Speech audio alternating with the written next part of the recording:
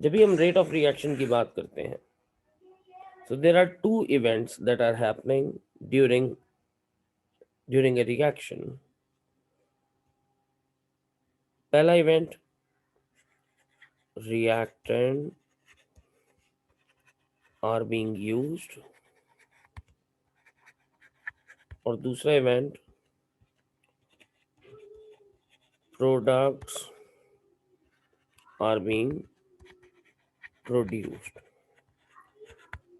तो अगर मुझे रेट को फाइंड करना है तो मैं दो तरीके से कर सकता हूं। वो कैसे कर सकता हूं? How much reactant are used per unit time.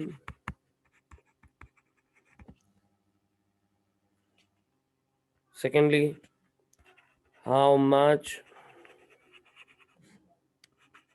products are produced per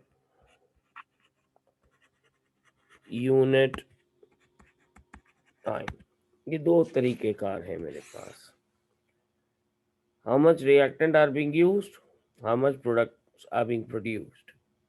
तो इन दो तरीके से मैं रेट को फाइंड कर सकता हूँ। लेकिन सबसे पहले मुझे ये जानना जरूरी है, how reaction is happening,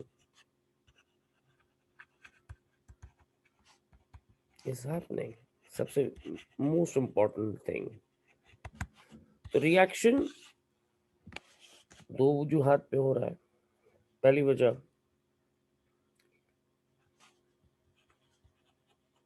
having collisions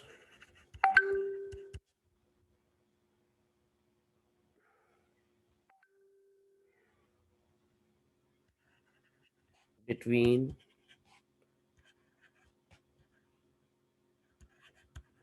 reactants.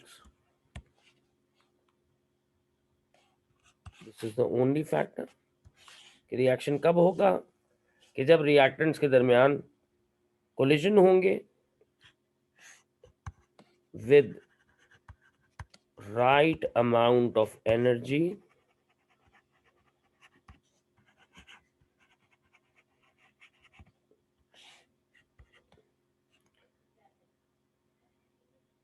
and in right direction। या तो इनकी एनर्जी इनफ हो या फिर इनकी सिम्थ या डायरेक्शन करेक्ट हो। देखो, एनर्जी तो किसी भी सूरत में चाहिए ही चाहिए, और यकीनन डायरेक्शन भी। अब फर्ज कीजिए ए प्लस बी आपस में रिएक्ट करके सी बनाते हैं। अगर ए बी के साथ कोलिजन करेगा, पहली शर्त, सही डायरेक्शन के अंदर और सही एनर्जी के साथ। अच्छा, अगर ए के साथ कोलिजन करेगा तो क्या प्रोडक्ट बनेगी? नहीं। बी के साथ कोलिजन करेगा तो क्या प्रोडक्ट बनेगी? नहीं। हाँ, ए और बी आपस में कोलिजन करेंगे तब प्रोडक्ट बनने के चांसेस हैं। तो कोलिजन थ्योरी ये कहती है, collision theory states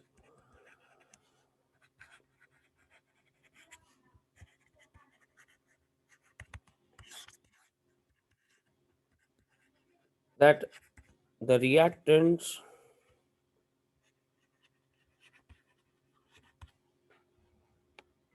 should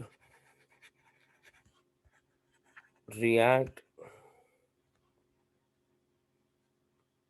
by causing enough number of collisions between reacting या reacting faces,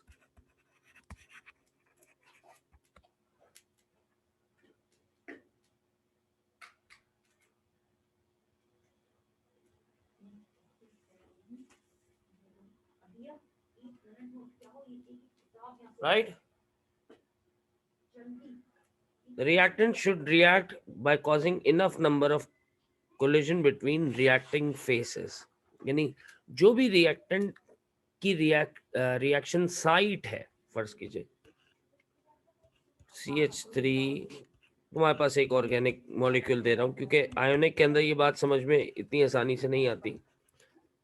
फर्ज कीजिए मेरे पास कुछ इस तरह से मौजूद है और मैं कह रहा हूं कि ये टर्न हो रहा है CH3 CH3 CH3 OH और Br रिप्लेस हो रहा है। तो ये OH इस कार्बन से कोलिजन कॉज करना चाहिए, राइट।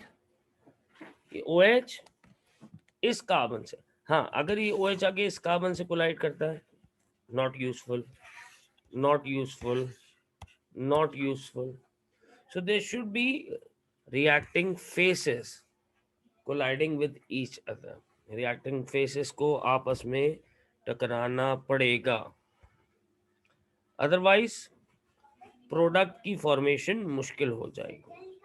ये 3 कार्बन रिएक्टेबल नहीं है, इस वजह से ये 3 कार्बन रिएक्टेबल नहीं है, जिसकी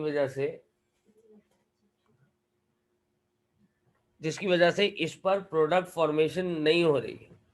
प्रोडक्ट फॉर्मेशन यहीं पे जब इस कार्बन के ऊपर अटैक करेगी तभी प्रोडक्ट को फॉर्म कर पाएगी। तो पहली शर्त क्या हो गई? सही डायरेक्शन। अच्छा, फिर कोलिजन थ्योरी क्या कहती है? The collisions should occur with right energy. इनके पास एक मखसूस एनर्जी हो। अच्छा, अब एनर्जी के लिए 2 एस्पेक्ट जहन में रखने, ए और ए, बी और बी आपस में बॉन्ड्स रखते हैं और हम एंथैल्पी के थ्रू ये बात पढ़ चुके हैं कि इनको अपने प्रायर बॉन्ड तोड़ने हैं ताकि ये प्रोडक्ट की फॉर्मेशन तक जा सके। तो अगर इनके पास इनफ अमाउंट ऑफ एनर्जी है जो इन बॉन्ड्स को वीक कर रही है, और इसी असना में, इसी दौरान अगर ए और बी एक दूसरे से हिट करते हैं कमजोर बॉन्ड के साथ, देखो कमजोर बॉन्ड को मैंने किस तरह शो किया, बॉन्ड की लेंथ बढ़ा दी। स्ट्रॉन्ग बॉन्ड क्या होता है? बॉन्ड की लेंथ छोटी होती है। अभी इन दोनों ने एनर्जी एब्सॉर्ब की हुई, अब अगर ये इसके साथ हिट करे, this will lead to the formation of AB। तो एनर्जी होना जरूरी है ताकि पुराने बॉन्ड्स को वीक किया जाए, एनर्जी होना जरूरी है ताकि कोलिजन कॉज किए जाए। तो कोलिजन थ्योरी रिएक्शन के बारे में यही 2 बातें बताती है कि एक तो रिएक्टेंट आपस में टकराएं और सही एनर्जी के साथ टकराएं और सही डायरेक्शन के साथ। अगर डायरेक्शन सही नहीं तब भी प्रोडक्ट फॉर्म नहीं होगी, अगर एनर्जी का अमाउंट इनफ नहीं तब भी प्रोडक्ट इनफ नहीं फॉर्म होगी। कुछ ना कुछ होगी लेकिन उतनी नहीं हो पाएगी जिसको हम कह सकें कि हाँ reaction is happening. Is that thing clear? Please मुझे रिस्पॉन्ड कीजिए चैट बॉक्स में।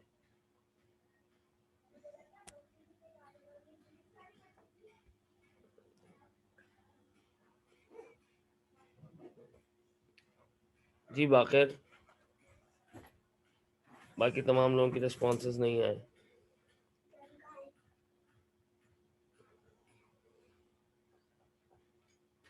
अच्छा,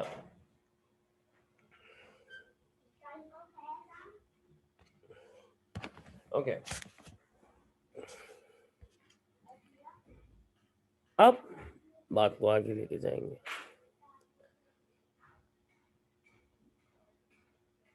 देखो, एक कंटेनर में अगर 2 रिएक्टेंट मौजूद हैं भी, कोई तीसरा रिएक्टेंट नहीं है, सिर्फ यही 2 रिएक्टेंट है, ए का वॉल ऑफ कंटेनर से कोलिजन एक नॉन अफेक्टिव है। If A is colliding with wall of container, this is non-effective, and that is very obvious, non-effective collision.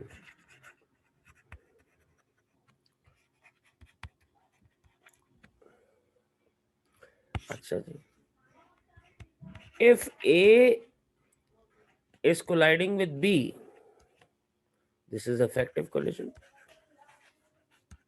मतलब मैं यही चाहता हूं कि ये कोलिजन हो, ये मेरी डिजायर है कि यही कोलिजन होना चाहिए ए और बी। लेकिन क्या इस कोलिजन के वक्त इन दोनों पार्टिकल्स के पास इनफ एनर्जी मौजूद थी? अगर नहीं, तब भी ये इफेक्टिव तो कहलाएंगे, क्योंकि मैं यही कोलिजन चाहता हूं। और अगर एनर्जी है इनफ और ये ए बी में कन्वर्ट हो रहे हैं, तो ऐसे कोलिजन को मैं सक्सेसफुल कोलिजन कहूंगा।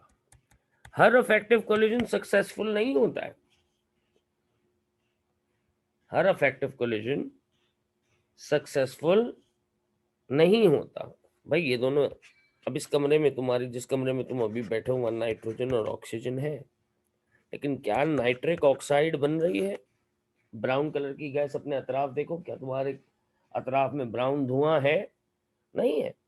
तो इसका मतलब है कोलिजन तो हो रहे होंगे NO के और N2 के और O2 के, लेकिन क्या वो प्रोडक्ट फॉर्मेशन की तरफ जा रहे हैं? अगर नहीं, तो वो अफेक्टिव तो है कोलिजन, लेकिन सक्सेसफुल नहीं है। इन दोनों बातों में बहुत मामूली सा फर्क है, लेकिन अनसक्सेसफुल। इफेक्टिव है लेकिन अनसक्सेसफुल है। और सक्सेसफुल कौन से होंगे? जो प्रोडक्ट फॉर्म कर चुके होंगे। अच्छा, तो मुझे कोलिजन के बारे में बात समझ में आई, कोलिजन थ्योरी समझ में आई, कोलिजन थ्योरी क्या स्टेट करती है, किस तरह स्टेट करती है, ये सारी बातें मैंने तुम्हें इन डिटेल बता दी। अब हमें जज करना है वो कौन से फैक्टर हैं जो रेट को एप्रिशिएट, इनकरेज कर सकते हैं। आइए उस तरफ मूव करते हैं।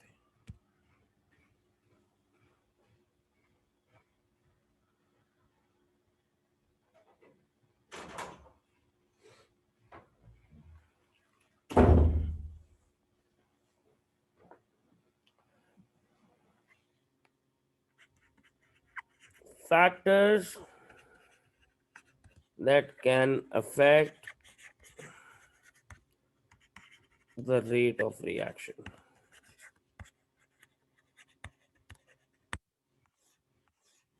बुनियादी तौर पे मेरे पास कितने फैक्टर्स होते हैं? 5 फैक्टर। टेम्परेचर, प्रेशर, concentration,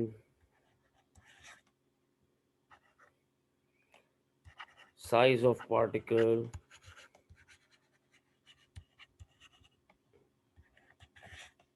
या कैटलिस्ट। ये वो 5 फैक्टर हैं जो रेट ऑफ रिएक्शन को एप्रिशिएट कर सकते हैं, इनकरेज कर सकते हैं। और ये बातें आप अपने प्रायर नॉलेज के थ्रू जानते हैं। पहला factor, temperature.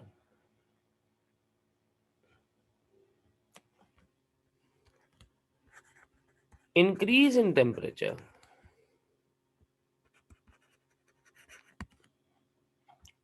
directly increases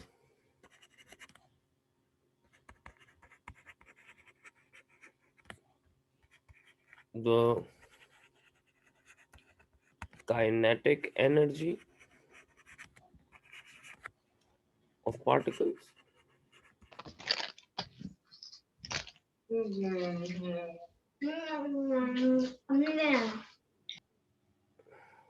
okay, ये काइनेटिक एनर्जी को बढ़ाता है। और अगर काइनेटिक एनर्जी बढ़ती है तो पार्टिकल्स के दरमियान कोलिजन्स बढ़ते हैं। एक मिनट को, काइनेटिक एनर्जी बढ़ी तो यानी स्पीड ऑफ पार्टिकल बढ़ी, पार्टिकल विल इंक्रीज, और स्पीड बढ़ेगी। If speed increases,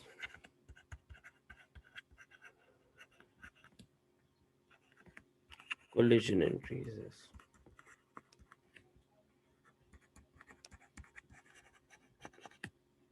Collision will increase also. और collision बढ़ेंगे तो effective collision बढ़ेंगे,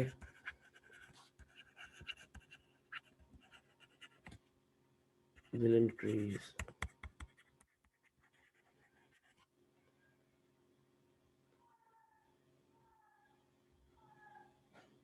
और effective collision बढ़ेंगे then successful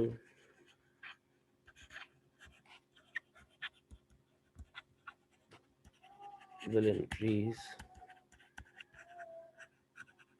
also. More product per unit time. लेकिन अच्छा, काइनेटिक पार्टिकल थ्योरी कहती है 10 डिग्री राइज इन टेम्परेचर, ये बहुत इंपॉर्टेंट पॉइंट है।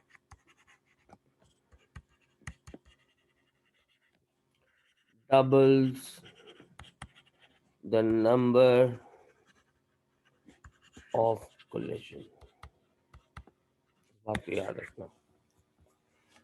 10 डिग्री टेम्परेचर बढ़ा दिया जाए रिएक्शन वेसल का तो उनके कोलिजन डबल हो जाते हैं,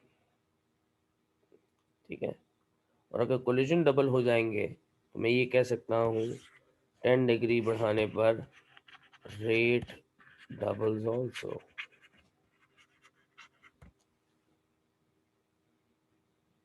रेट भी कैसा हो जाएगा, डबल हो जाएगा। इस बात को ध्यान में रखिए। Okay, now second factor,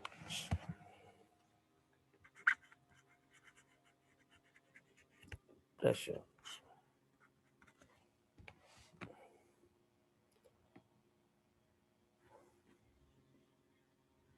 pressure is force applied per unit area, लेकिन हमें यहाँ प्रेशर को फिजिक्स के पॉइंट ऑफ व्यू से नहीं देखना।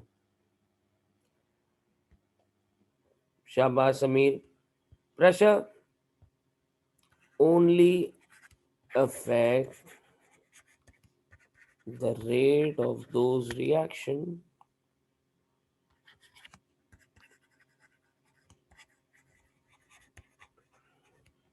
that involve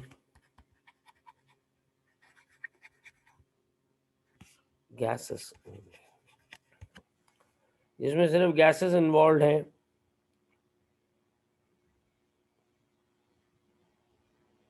प्रेशर सिर्फ उन रिएक्शन को इन्फ्लुएंस कर सकता है। अच्छा, प्रेशर क्या, फर्स्ट करते हैं, ये मेरे पास रिएक्शन हो सकता है।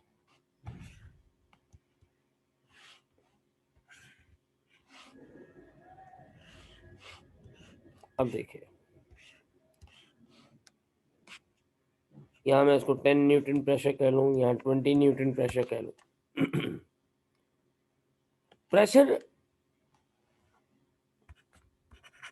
नॉट चेंजिंग काइनेटिक एनर्जी, ये बात रियलाइज कर लीजिए कि प्रेशर बढ़ने से काइनेटिक एनर्जी नहीं चेंज हो रही,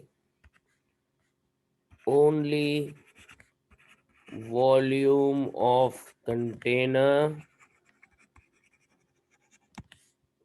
is affected, और इससे होगा क्या, particles get closer to each other, particle एक दूसरे के करीब आएंगे, और करीब आएंगे, yes, which would lead to more collisions। जब ये करीब आएंगे तो उनके कोलिजन बढ़ेंगे, और जब कोलिजन बढ़ेंगे तो अफेक्टिव कोलिजन बढ़ेंगे, और अफेक्टिव बढ़ेंगे तो सक्सेसफुल कोलिजन बढ़ेंगे, और ज़्यादा product form. But it only applies in case of gases. कोई एक भी रिएक्टेंट लिक्विड सॉलिड अगर होगा तभी बहुत ज़्यादा अफेक्टिव नहीं रहेगा।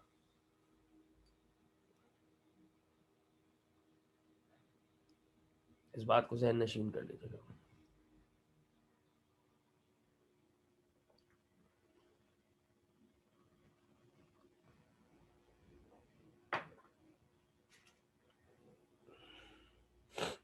Okay.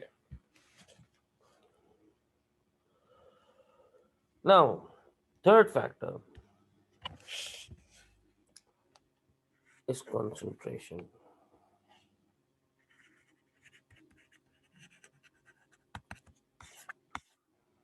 Third factor is concentration. और concentration का मतलब क्या है?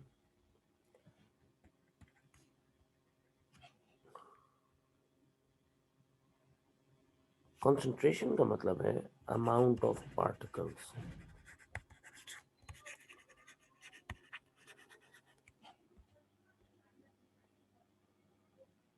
नहीं, concentration सारे तीनों सॉलिड लिक्विड गैस तीनों में अफेक्ट कर सकते हैं, हाँ, लेकिन ज्यादातर एक्वस सोल्यूशन। कॉन्सेंट्रेशन किसे रेफर करता है? अमाउंट ऑफ पार्टिकल्स को, कि कितने पार्टिकल्स मौजूद हैं उस एक्वस सोल्यूशन में। अगर फर्ज कीजिए ये दो सोल्यूशन है, दोनों का वॉल्यूम एक ही है, लेकिन मैं कह रहा हूँ this is less concentrated, this is more concentrated, तो इसका मतलब more particle present in the same volume, less particle are present in the same volume. ठीक है, लेकिन कॉन्सेंट्रेशन का फैक्टर इस साल हम जो पढ़ते हैं वो एक्चुअली इस तरह से नहीं होता, हाँ, लेकिन इस साल यही पढ़ेंगे, increase in concentration, concentration bring more particles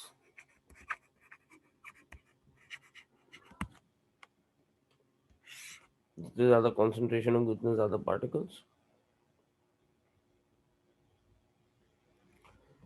more the particles more the collisions।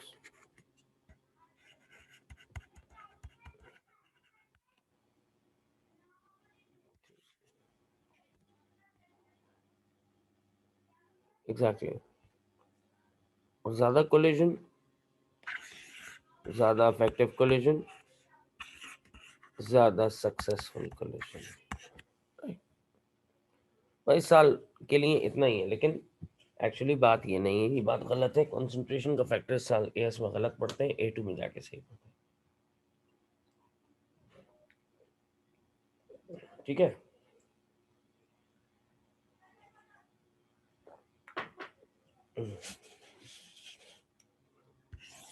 Fourth factor, size of particle. अब ये फिजिकल साइज है, लम्प या ग्रैन्यूल्स या बल्कि पाउडर।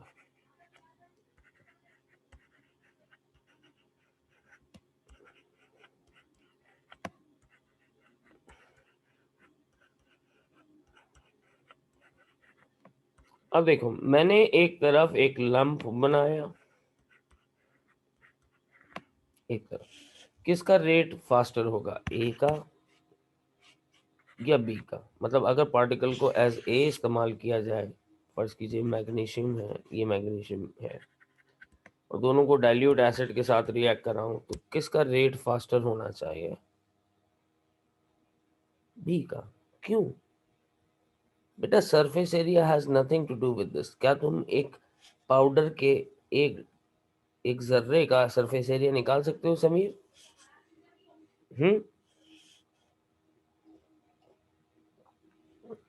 नहीं ना। तो सरफेस एरिया की term is not the right term. होता क्या है, अब जरा देखो। याद है शहर इसको गलत सलत सरफेस एरिया की टर्म यूज करता है, लेकिन मैं तुम्हें सही सही एक बात बता दूं। अब फर्ज करो ये एक बड़ा पार्टिकल है, इसके नंबर ऑफ एटम्स, ये नंबर ऑफ पार्टिकल्स इसमें कुछ इस तरह से लगे हुए नजर आ रहे हैं।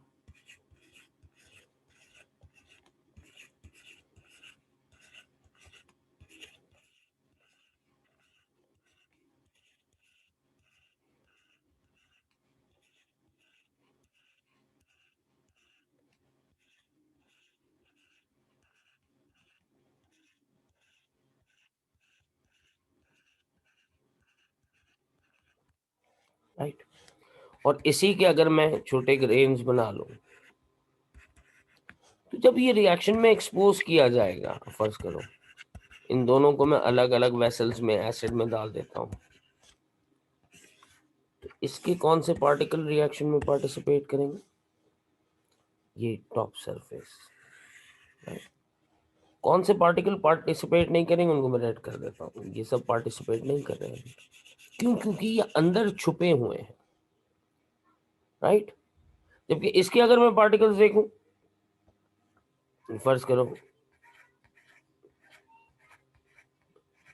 इसमें number of hidden particles less है, इसमें नंबर ऑफ हिडन पार्टिकल मोर है। अच्छा फर्ज कीजिए ये भी 10 ग्राम मैग्नीशियम है, ये भी 10 ग्राम मैग्नीशियम है, तो रिएक्शन इसमें फास्ट इसलिए हो रहा है कि इसमें number of hidden particles less है। Number of exposed particles are less in this case, isn't it? सबके सब रिएक्शन में पार्टिसिपेट कर रहे हैं जो सरफेस पे मौजूद हैं, सिर्फ ये थोड़े से नहीं कर पा रहे। इसमें ज्यादा ऐसे हैं जो पार्टिसिपेट नहीं कर पा रहे इसमें, और इसमें ज्यादा ऐसे हैं जो पार्टिसिपेट कर पा रहे हैं, which is why reaction is faster in this case. Is that thing making sense now?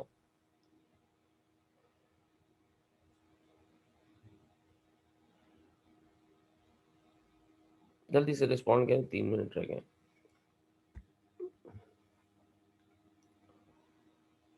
तो अब कभी भी आइंदा से आप सरफेस एरिया का नाम नहीं लेंगे, अब बात करेंगे नंबर ऑफ एक्सपोज पार्टिकल्स की, साइज ऑफ पार्टिकल की। ठीक है, मैं दूसरा मीटिंग लिंक सेंड करता हूँ आप लोगों को। यहाँ पे इसको एंड करते हैं। इसकी रिकॉर्डिंग इंशाल्लाह यूट्यूब पेज के ऊपर डाल दूंगा, आप वहां से नोट्स भी बनाएंगे, मुझे सेंड भी करेंगे। ठीक है। अच्छा जी, पहले एक बात बता दीजिए,